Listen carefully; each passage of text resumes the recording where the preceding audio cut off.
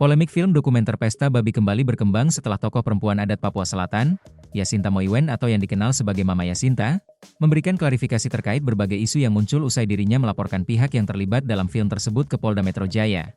Di tengah perhatian publik yang terus meningkat, beredar berbagai spekulasi mengenai keberangkatan Mama Yasinta ke Jakarta. Salah satu isu yang ramai diperbincangkan menyebut dirinya dibiayai oleh pengusaha untuk datang ke ibu kota dan membuat laporan polisi. Tudingan tersebut langsung dibantah oleh Mama Yasinta. Ia menegaskan bahwa dirinya datang ke Jakarta bukan karena didanai pihak tertentu sebagaimana yang berkembang di ruang publik. Mama Yasinta menjelaskan bahwa langkah hukum yang ditempuh murni berkaitan dengan keberatannya atas penggunaan identitas dan wajah dirinya dalam film dokumenter Pesta Babi. Menurutnya, kemunculan dirinya dalam film tersebut dilakukan tanpa persetujuan yang ia pahami sebagai izin yang sah. Kasus ini bermula setelah film dokumenter Pesta Babi menjadi perhatian publik karena mengangkat berbagai isu yang berkaitan dengan kondisi masyarakat adat di Papua. Namun setelah film tersebut beredar luas, Mama Yasinta mengaku merasa keberatan karena wajah dan identitasnya muncul dalam tayangan yang diputar di berbagai tempat. Dalam laporan yang diajukan ke Polda Metro Jaya, Mama Yasinta menyoroti dugaan penggunaan data pribadi tanpa izin.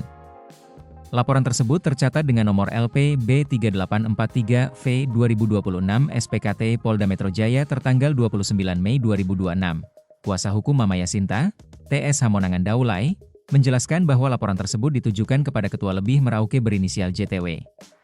Menurut Hamonangan Daulay, laporan yang diajukan mengacu pada dugaan pelanggaran Undang-Undang Perlindungan Data Pribadi. Ia menjelaskan bahwa pihaknya menilai terdapat persoalan terkait penggunaan identitas kliennya dalam film yang telah dipublikasikan ke berbagai ruang pemutaran.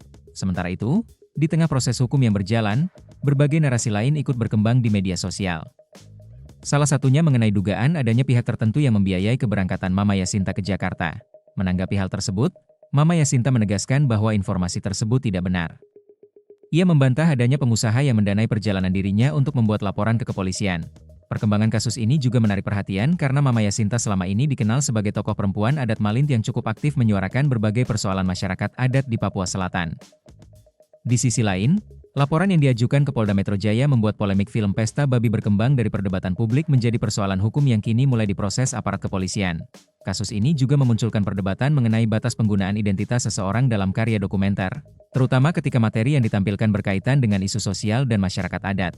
Hingga saat ini, proses hukum masih berjalan dan berbagai pihak yang terlibat memberikan tanggapan masing-masing terkait laporan tersebut.